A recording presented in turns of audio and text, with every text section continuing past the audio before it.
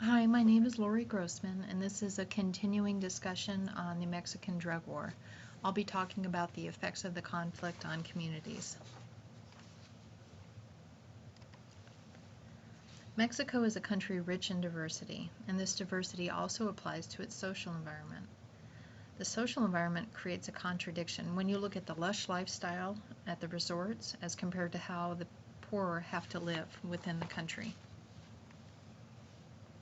More than 52% of Mexico's population lives at or below the poverty level, which in Mexico is $177 per month. 11.5 million people, which is 5.8% of the population, live in extreme poverty with no access to running water, reliable food source, or adequate health and education. Mexico's indigenous peoples are among the poorest of the poor. The human rights concerns within the social environment in Mexico are disappearances, military abuses and impunity, torture, lack of freedom of expression, gender-based violence, migrants, children, and orphans.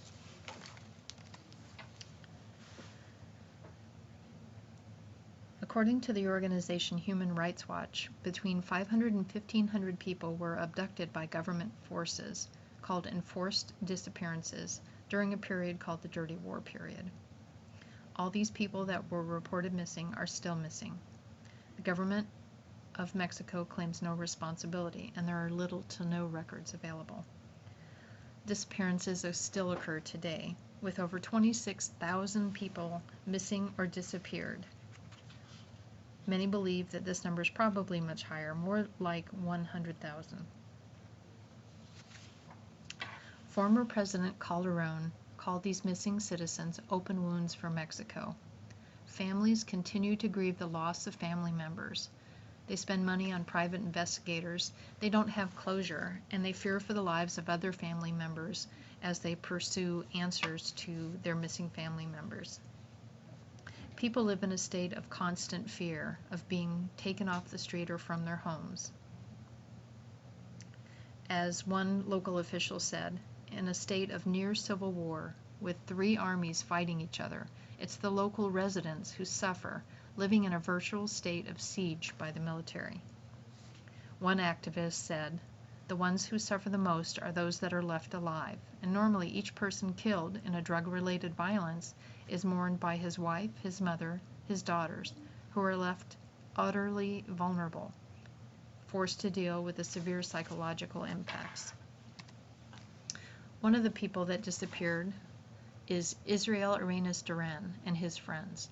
They went to work one day, stopped at a bar after work. The bar was owned by the Zetas cartel.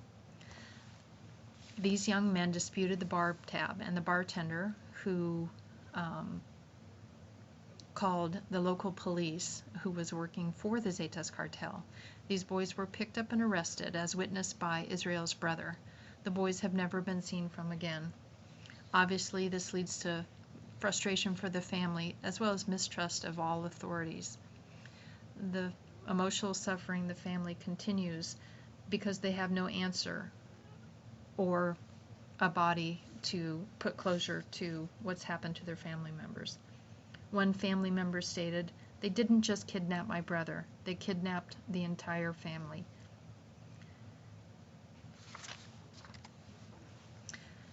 The military abuses and impunity continue to occur in Mexico, and they include killings, torture, rapes, and arbitrary detention. Of the 56,000 investigations filed between 2006 and 2013, only 38 members were sentenced. Oftentimes, the military not even brought to justice because there's an inherent conflict that military personnel are tried in military courts of law. So this undermines the ability of the government to stop drug-related violence and improve public security. Torture is also widely practiced in Mexico to obtain forced confessions and to get information. Common tactics used include beatings, waterboarding, electric shocks, and sexual torture. And although Confessions obtained under these circumstances are prohibited. Many judges continue to still accept the confessions. There's a strong lack of freedom of expression that occurs in Mexico, and no one's immune from this violence, whether they're journalists, artists, photographers, or users of social media. For journalists, particularly those who report on crime or criticize officials, they face harassment and attacks. At least 85 journalists were killed between 2000 and August of 2013, and 20 more were disappeared. Drug cartels use fear and intimidation in an attempt to control how and what people communicate about the drug situation. Violence and abuse towards women and children was being somewhat normalized in the country. Many incidents aren't reported because women are treated so poorly when they do report the incidents. They're treated with suspicion and disrespect, and no action is typically taken against the perpetrator, especially if they're members of the drug cartel or the military personnel. Women are often stopped and searched, and usually results in inappropriate groping and touching. The children in Mexico suffer greatly from loss, abandonment, abuse, fear, neglect, and starvation. In fact, Juarez has one of the worst records on child endangerment, with over 110 children killed in the last 3 years just due to crossfire. Children are also kidnapped and killed, or kidnapped and sold into child prostitution. One report states that up to 10,000 children in Juarez have lost at least one parent, if not both. And there are more than 30,000 children who are orphaned throughout the country. Children are also stigmatized by their situation, as other children and adults believe that their parents were probably bad people and therefore were killed by the police or the drug cartel. The aunt of 2 orphan boys said that the boys' behavior changed significantly and they became rebellious and introverted. Lydia Cacho Ribeiro wrote 2 books about sex trafficking and child pornography. As a result of writing the book, she was thrown in jail and tortured. Currently, thousands of undocumented women and children have been crossing the border into the United States, seeking asylum and a better way of life. This is the result of a law that was passed that permits women and children a free pass to enter the country. The news calls it a border crisis, and President Obama calls it a humanitarian crisis. Since January of this year, 52,000 undocumented women and children have crossed the border into the United States, coming from El Salvador, Guatemala, Honduras, and Mexico. The law states that these children cannot be sent back. They can be sent to live with a relative or other person who's willing to care for them, a suitable family member. This kind of makes me wonder, like the Lost Boys, does the United States have the capacity to help all these children? And will they be faced with the same circumstances that will possibly bring them harm and suffering? Hundreds of thousands of undocumented migrants pass through Mexico each year, and many are subject to grave abuses on the way, such as disappearances and sexual violence, at the hands of organized crime, migration authorities, and security forces.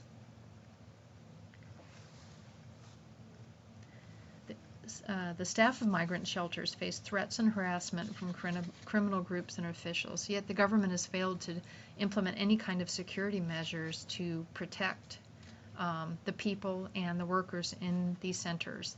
At least 3 centers have closed, or the staff been forced to flee just in 2013 alone.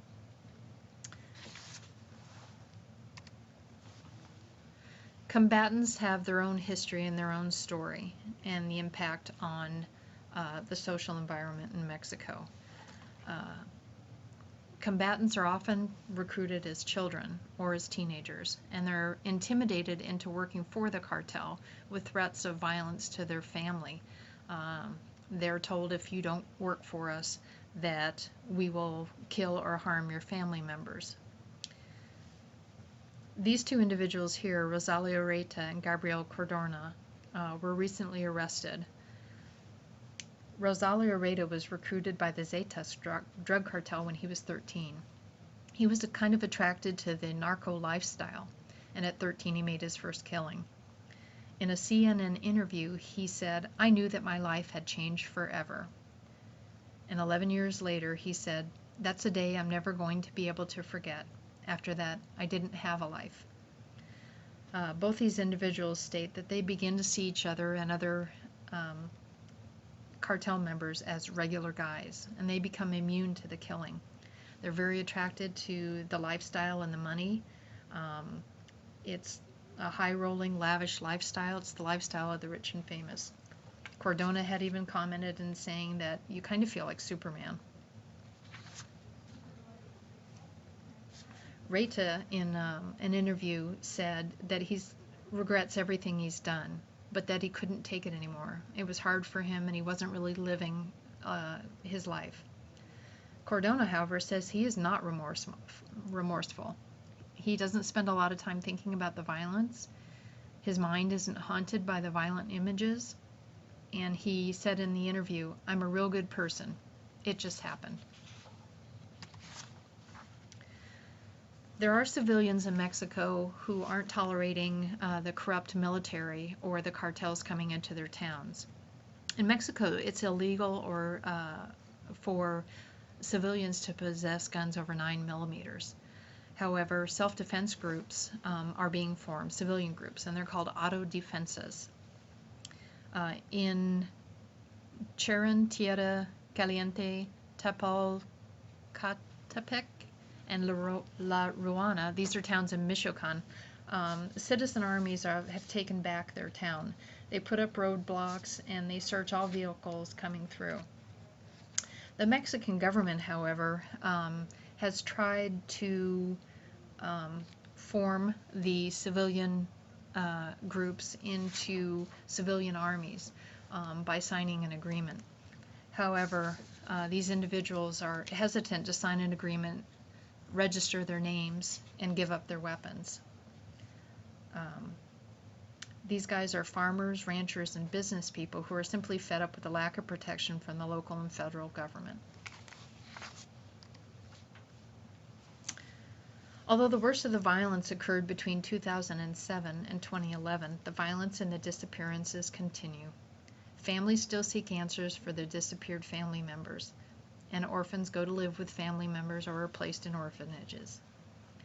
People living immediately across the U.S.-Mexico border and live in some of the worst conditions and face the constant threat of violence on a daily basis. Throughout the country, there's a general mistrust of government, military, and police.